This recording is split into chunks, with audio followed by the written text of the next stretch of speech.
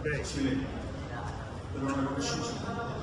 তিনি নানা রোগে শোকে ষড়যন্ত্রে চক্রান্তে কারা নির্যাতন আজকে জীবনের এক কঠিন সন্ধিক্ষণে আমি অভিভূত হয়েছি। আমরা যে দলটি করি সে দলের নেতা কর্মী বিভিন্ন রাজনৈতিক দল, এমনকি সাধারণ মানুষ, পেশাজীবী মানুষ, সাংস্কৃতিক সবাই যেভাবে হাসপাতালের সামনে এভারকেয়ারের সামনে উপস্থিত হয়েছেন, তারা সেখানে দাঁড়িয়ে আছেন, অপেক্ষমান আছেন। এই যে তাদের প্রাণের আকুলতা এবং শ্রদ্ধা যেভাবে জানিয়েছেন, এটা সত্যিকারভাবেই আমার কাছে মনে হয়েছে মানুষের পক্ষে, জনসাধারণের পক্ষে এবং ন্যায়ের পক্ষে থাকলে পরে মানুষ কতখানি তাকে ভালোবাসতে পারে তার নমুনা আমরা এখন দেখছি। এই মানুষ, যে মানুষটি অনেক ধরনের হুমকি এবং চক্রান্তের মুখে দেশ ছেড়ে চলে যেতে বলা হয়েছে, কিন্তু তিনি তার নিজের জনগণকে ছেড়ে কখনো যান। নিপীড়ন সহ্য করেছেন, নিপীড়িত হয়েছেন, আপোষ করলে করতে পারতেন, সুখে থাকতে পারতেন বিদেশে গিয়ে। কারাগারে তাও কি সবচেয়ে পরিত্যক্ত কারাগার, সরকার যেটাকে পরিত্যক্ত ঘোষণা করেছে সেখানে রাখা হয়েছে।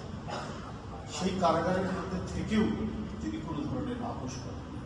রাজনীতিতে মানুষ একটি শব্দ প্রচলিত হয়ে গেছে, অর্থাৎ রাজনীতিবিদ বা যারা রাজনীতি করেন তারা যেটা বলেন সেটা বাস্তবায়নে বাস্তবায়ন হয়।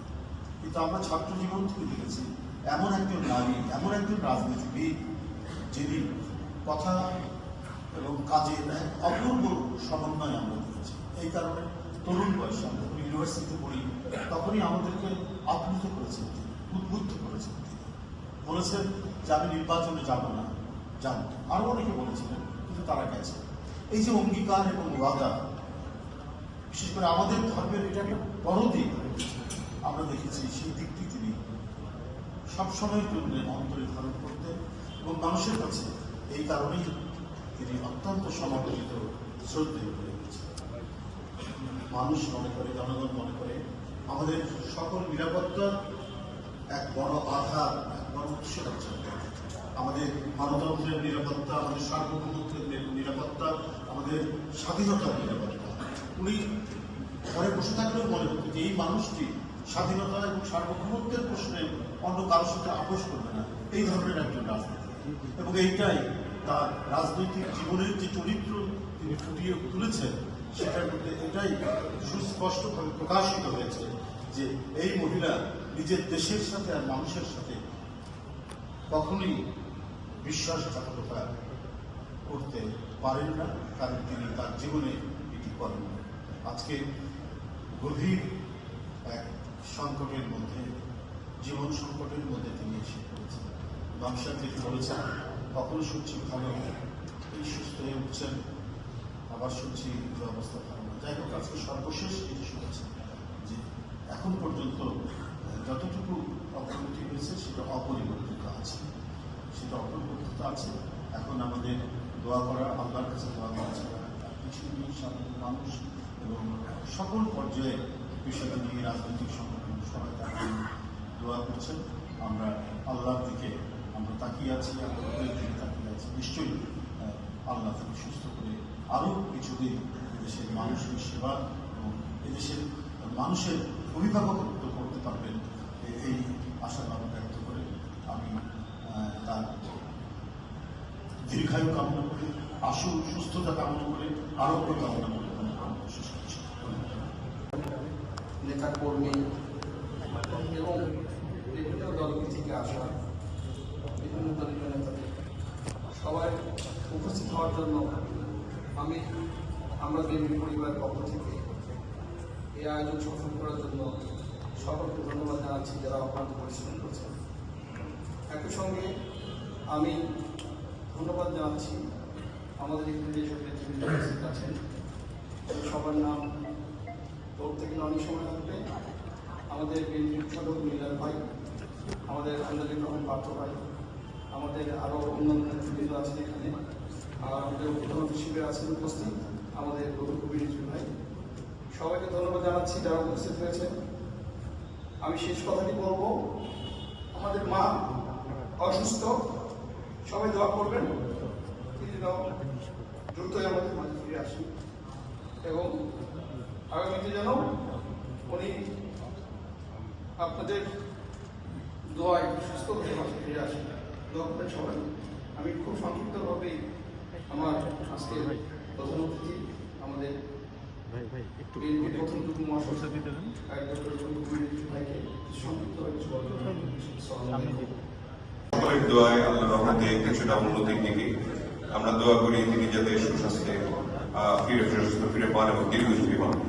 আমরা এই উদ্দেশ্যে আমরা বিএনপি পরিবার নামক একটি আমাদের যে মানবিক সংগঠন রয়েছে যা কৃষ্ণ বিষয় জনাব তারেক রহমান এবং তার সভাপতি আতিকুর রহমান রুমন, এখানে আমাদের সিনিয়র যুগ্ম মহাসচিব রুহুল কবির বিষয়ে উপস্থিত থাকবেন। এখানে উপস্থিত আছেন আমাদের সদরের প্রার্থী আমাদের পার্থ সংক্ষেপে আমরা যে আছি এই দোয়ার পরে আমরা একটা মিলাদ মহফিল অনুষ্ঠিত করব এবং আমাদের বিএনপি পরিবারের সকল সদস্যগণ আছেন এবং আপনারা যারা এখানে উপস্থিত নামাজ পড়লেন তারা দয়া করে উপস্থিত থেকে মিলাদে অংশীদার হয়ে আমাদের দেশনেত্রী বেগম খালেদার জন্য দোয়া করবো বলে আশা রাখি। আপনাদের সকলকে ধন্যবাদ। আমরা যারা শুনবো তখন আমরা ছোট একটি দোয়া করবো, এটা আল্লাহ তোমার প্রতি দয়া করো। এখন যেমন তুমি রবের দয়ায় তুমি একটু শান্তি পেলে, রবের দয়া যেন সবসময় তোমার বর্ষণ হতে থাকে। ইবনে মাজাহ, মুস্তাদরাক হাকিম, মুসনাদ আহমদ সহ একাধিক হাদিসের কিতাবের মধ্যে হাদিসটি এসেছে। অত্যন্ত স্পষ্ট হাদিস, তেমন ব্যাখ্যার কোনো প্রয়োজন নেই। কোনো মুসলিম অসুস্থ হলে তার খোঁজ খবর নেয়া, তার সুস্থতা কামনা করা, যদি তার সেবা যত্নের প্রয়োজন হয় তাহলে তার সেবা যত্নে আত্মনিয়োগ করা, এটা সাধারণী বাংলাদেশ জাতীয়তাবাদী দল বিএনপির সম্মানিত চেয়ারপারসন দেশনেত্রী বেগম খালেদা জিয়া খুবই অসুস্থ। আজ প্রায় 4 দিন হসপিটালে একাধারে তিনি চিকিৎসাধীন আছেন, সংকটাপন্ন ছিলেন, কিছুটা ভালোর দিকে শুনতে পাচ্ছেন। আজকে এখানে অনেক মুসল্লিরা আছেন, বিশেষ করে বিএনপি পরিবারের যে শিরোনামে যে সংগঠনটি, তাদের উদ্যোগে সুন্দর একটি দোয়ার আয়োজন। দোয়ার আয়োজন ছাড়াও আমাদের দোয়া করা দরকার গুণী মানুষদের জন্য, যাদের অবদানে আজ বাংলাদেশ এ পর্যন্ত এসেছে। আমরা সবার জন্য দোয়া করতে চাই।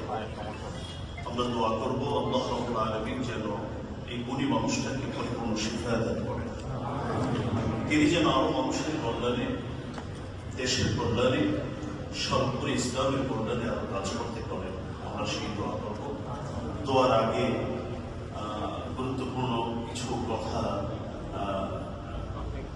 বলবেন।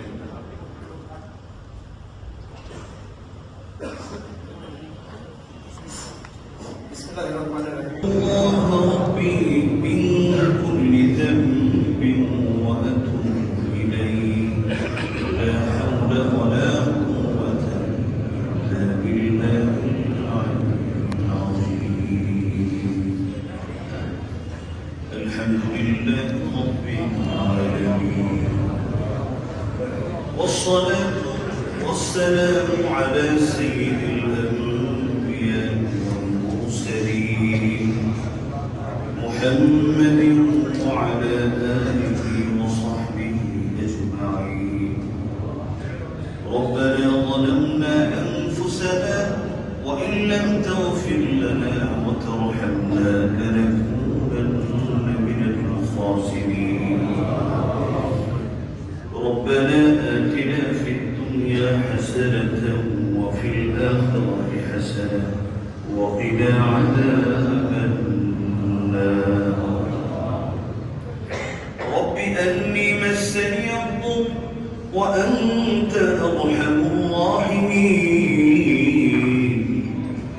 لا إله إلا أنت سبحانك إني كنت من الظالمين. ربنا اغفر لنا ولوالدينا رب ارحمهما كما ربياني صغيرا رب ارحمهما كما ربياني صغيرا رب ارحمهما كما ربياني صغيرا.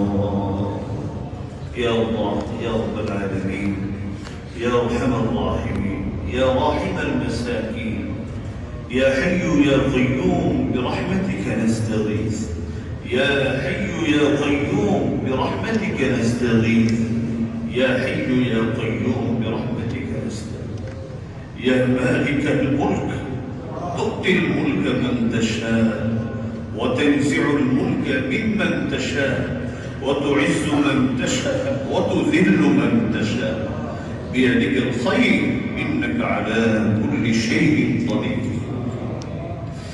يا الله يا أرحم الراحمين يا الله صلاة العصر জামাতের সাথে আদায় করেছে। আপনার হাবিবের একটি মুবারক অত্যন্ত গুরুত্বপূর্ণ একটি হাদিস আমরা পড়েছি শুনেছি। রব্বুল আলামিন আল্লাহ দুরূদ শরীফের আমল করেছি, ইস্তিগফারের আমল করে আল্লাহ আপনার শাহী দরবারে দুটো হাত ভিক্ষুকের মতো তুলে ধরেছে। রব্বুল আলামিন আমরা বিশ্বাস করি আপনি ছাড়া আমাদের কোনো রব নেই, আপনি ছাড়া আমাদের কোনো সাহায্যকারী নেই। আল্লাহ আপনি ইচ্ছা করলেই হয়ে যায়। তাম পৃথিবীর সবাই যদি কোনো কাজ করতে নাও চায় আর আপনি যদি চেয়ে থাকেন সেটা হবেই হবে, এই বিশ্বাস আমাদের আছে। রব্বুল আলামিন আল্লাহ আপনার শাহী দরবারে দুটো হাত প্রসারিত করে দিয়েছি। আমাদের আজকের সবগুলো আমল মেহেরবানি করে কবুল করে নিন। রব্বুল আলামিন জীবনে বুঝে না বুঝে জেনে না জেনে অনেক ভুল করেছি, অন্যায় করেছি। আল্লাহ আপনি দয়া করে আমাদের অপরাধকে ঢেকে রেখেছেন। আল্লাহ আপনার কাছে ফরিয়াদ আমাদের অপরাধগুলোকে মেহেরবানি করে ক্ষমা করে দিন। আমাদের আব্বা আম্মাকে আপনি ক্ষমা করে দিন, স্ত্রী সন্তানদেরকে ক্ষমা করে দিন। আল্লাহ আমাদের নিকট আত্মীয় স্বজন, আমাদের শিক্ষক, ছাত্র, মুসল্লিয়ান, শুভাকাঙ্ক্ষী, আল্লাহ সর্বোপরি তামাম পৃথিবীর উম্মতে মুসলিমাকে আপনি মাফ করে দিন। যারা ইন্তেকাল করে চলে গেছেন কবরকে আপনি জান্নাতের বাগান বানিয়ে দিন। আল্লাহ আমরা যারা বেঁচে আছি গোটা পৃথিবীর উম্মতে মুসলিমাকে আপনি সিরাতে মুস্তাকিম নসিব করে দিন। আল্লাহ আমাদেরকে আপনি সুস্থতার জীবন দান করে দিন, সম্মানের জীবন দান করে দিন, নিরাপত্তার জীবন দান করে দিন।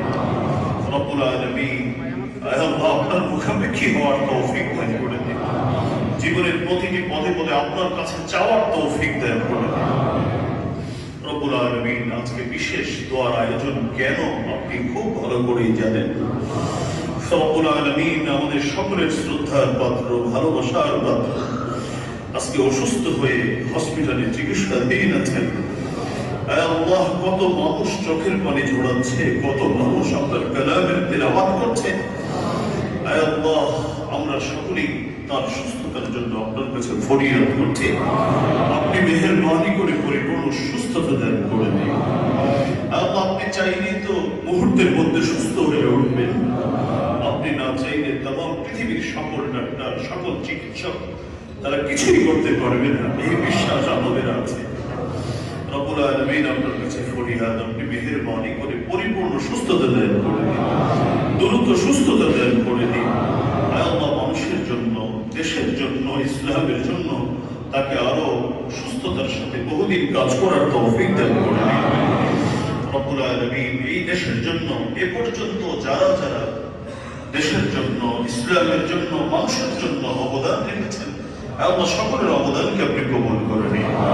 সকল মুসলিম নরনারী যারা ইন্তেকাল করে চলে গেছেন আল্লাহ তাদেরকে আপনি উত্তম প্রতিদান দান করেন। যারা জীবিত আছেন তাদেরকে আপনি সুস্থতার জীবন দান করে দিন। আল্লাহ আমাদের দোয়াখানাকে আপনি কবুল এবং মঞ্জুর করে দিন। আল্লাহ হাদিসের মধ্যে এসেছে দুরূদ শরীফের পরে দোয়া কবুল হয়। আল্লাহ আপনার প্রশংসার পরে দোয়া কবুল হয়। দরসে হাদিসের পরে দোয়া কবুল হয়। ইস্তিগফারের পরে দোয়া কবুল হয়।